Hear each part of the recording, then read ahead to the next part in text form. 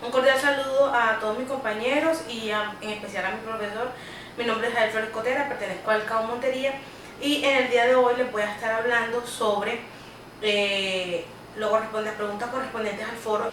La primera pregunta a la que nos enfrentamos es ¿qué características tienen estos cuentos? Los cuentos son el maquinista y la condena de Kafka. Bueno, el maquinista, que es de Ferri, tiene como característica, incluso la condena también, ambos tienen como características que son cuentos fragmentados, es decir, que no están en un contexto grande o que el autor no lo puede contextualizar, de manera que son fragmentos de una historia que ocurrió y que solamente podemos entender ese pedazo de la historia.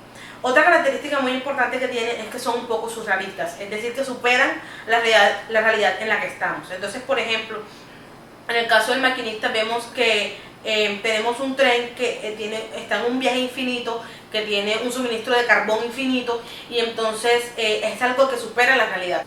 En el caso, por ejemplo, de la condena, vemos que es un poco surrealista todo lo que acontece en el texto. Es importante resaltar también que estos cuentos tienen un poco de humor negro, un poco de sátira, un poco de ironía.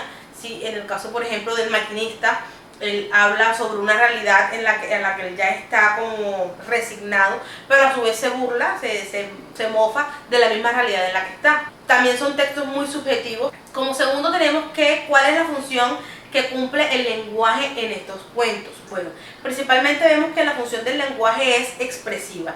El autor se expresa, muestra, relata lo que él siente sin tener en cuenta lo que vaya a interpretar más adelante el lector. Entonces vemos que aquí el autor no se interesa mucho en lo que el lector vaya a interpretar, sino que toma el relato que está contando como suyo propio y expresa sus ideas sin tener en cuenta lo que el lector quiere. También vemos que es un poco poético la función del lenguaje que tiene aquí por el mismo trasfondo que es de expresar lo que el autor piensa, lo que el autor siente.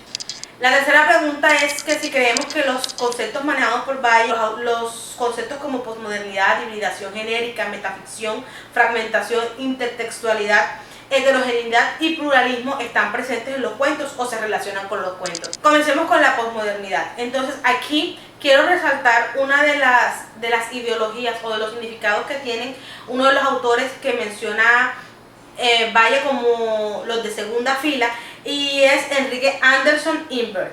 Enrique Anderson, que dice que cuando hablamos de posmodernidad no lo podemos ubicar en un periodo de tiempo establecido como muchas veces se define. Él define a la posmodernidad no como un tiempo cronológico, sino como un tiempo subjetivo. Y en esto sí cumplen las características de estos cuentos, porque estos cuentos tienen características propias del posmodernismo.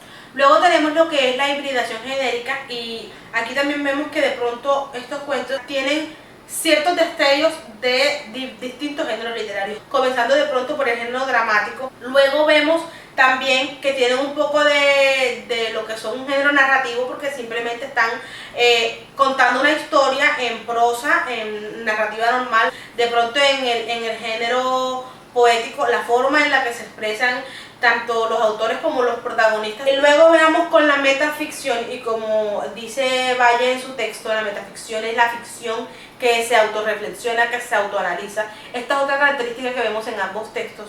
Por ejemplo, en el caso del maquinista vemos que el protagonista empieza hablando con otro personaje, luego este personaje desaparece y sin embargo él sigue autorreflexionando su vida, su situación. Luego tenemos lo que es la intertextualidad, y esto se puede expresar en el hecho de que aunque no hay una contextualización, en el caso por ejemplo de la condena, vemos que aunque es un fragmento de una historia, debe estar referido en otra historia aún más grande. Entonces de pronto ahí podemos ver un poco de intertextualidad. También vemos que Valle define la heterogeneidad como la hibridación entre el posmodernismo, y lo relaciona la heterogeneidad con la fragmentación, que ya vimos que está presente en estos dos cuentos. Entonces por eso también podríamos decir que sí existe la heterogeneidad en estos dos textos.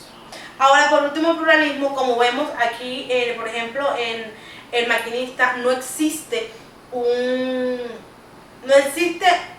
parámetro cultural. Entonces sí vemos que hay pluralismo en el sentido de que no está especificado en qué cultura o o con qué costumbres se encuentran los personajes, sino que lo deja también, una vez más, a libertad del lector. Muchísimas gracias y que estén muy bien.